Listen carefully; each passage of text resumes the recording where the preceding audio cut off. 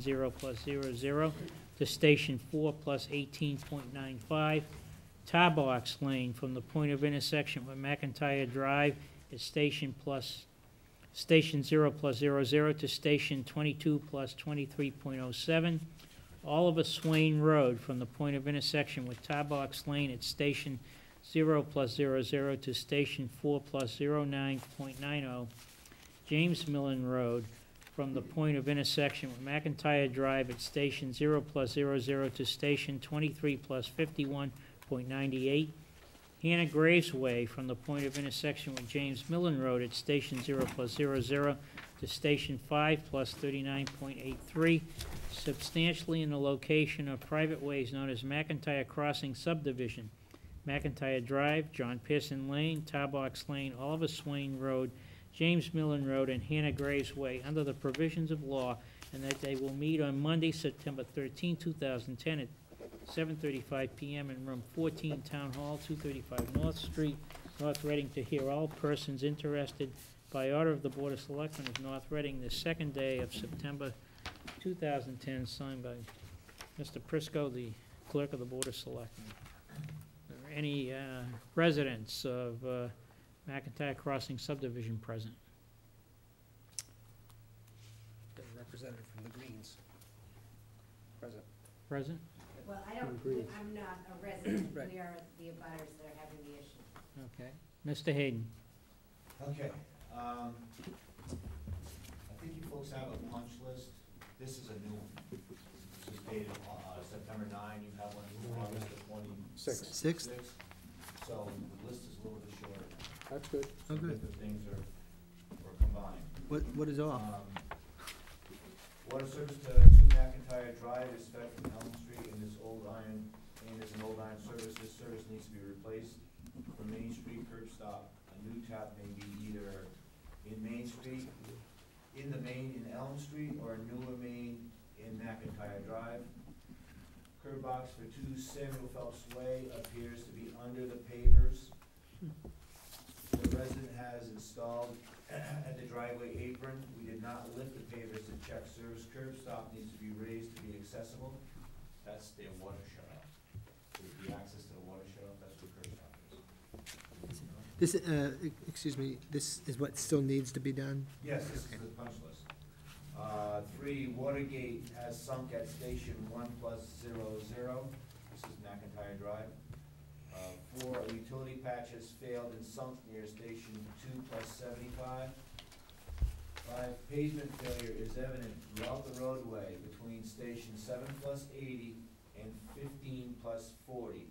The roadway should be milled and overlaid with asphalt, full width Station 7+80 to 14+40 at 660 feet at 28 feet wide, plus a half width on the right side, Station 1440 to 1540, that'd be 100 feet by 14 feet, with a total area of 2,209 square yards. The catch basin needs to be adjusted and curbstone needs to be added to repair an incorrect installation and washed out at the northwest corner of the intersection with John Pearson Lane. 7, crack sealing has been estimated at 1,700 lineal feet. 8, the street sign is missing at the intersection of Swan Pond Road and Angel Road. And the Angel Road street sign is blocked by vegetation. That was all on basically McIntyre crossing itself, McIntyre Drive, I mean. Tower Box Lane, pavement failure is evident throughout the roadway between Station 7+75 and 15+75. Road should be milled and overlaid with asphalt, full width, Station 7+75 to 12+75, 525 feet by 28 feet, plus a half width on the right side, Station 12+75 to 15+75, 300 feet by 14 feet for a total area of 2,100 square yards. Crack ceiling has been estimated at 2,100 linear feet. Street sign bracket is inadequate and street sign is tilted at intersection with James Millen Road. On James Millen Road, crack ceiling has been estimated at 2,600 lineal feet. Graves Way, crack sealing has been estimated at 600 lineal feet. And pavement failure is evident along the right side of roadway between station 0 plus 40 and 2 plus 75. Road should be milled and overlaid with asphalt, half width on right side, 230 feet by 14 feet. Total area 360 square yards. Chris, can I just ask you a question? Yeah. The list you're reading from, who prepared that list? This is Design Consultants Incorporated. This happened after the site visit. Our engineer. No, I understand, that's who prepared the list on August 26th, correct? Right, and then they went out again and redid it. It seems like there's items that are in addition to Right. what was provided on August 26th that are now on that list there, that don't appear on the August 26th list. Unless the terminology is Well, different. yeah, it's different. He was talking about bad asphalt, and that's They where combined a lot of things. we're removing asphalt for a long distance. One supersede the other. I would think This one was. this one supersedes that one. Okay. And that letter was written by Conrad. This one was written by Conrad? Okay, it was written by This was written by the same Conrad. gentleman. He's actually put down what he's gonna do here, I think, than what the failure is there. Okay, You see Alright. a lot of the failures, this is what they're gonna, this is the repair.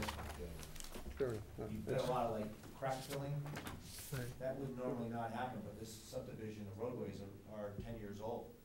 So that would be, for some of it, the proper solution at this time. Okay, I just wanted to get an understanding. Yeah. The list we have and the list you're reading from just appear to be different. The Excuse me. representative of the Greens was here with an issue. I don't know if he's done. Oh, I'm Robert. sorry. No, I'm Oh. done, that's it, and the That's it. new estimate was well within the bond that we hold Good. for this. How much is the bond? It's a good that's bond. being held? We currently are holding 98. 98,603.31. And the estimate to complete the work is what cost 89.6. Mr. Chair. Mr. Yule. Quick question. So as long as the bond is outstanding, they are responsible for maintaining those sidewalks, and that's why we're going through some of this, or why they added some work to be done? Well, because we're accepting the road, we want it in good condition, and that's.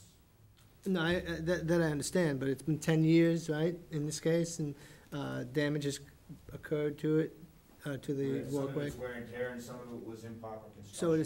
So it's still their responsibility, not ours? I mean, because when they first built it, it was Yes, fine. yes. Short answer is Yes. yes, because they're required to, if we're gonna accept this, there is criteria under which we will accept this. And so the short answer is yes, they're responsible for it up to the point where we accept it. We will not accept it unless it meets that criteria. So, yes. Great, okay, our thank you. responsibility.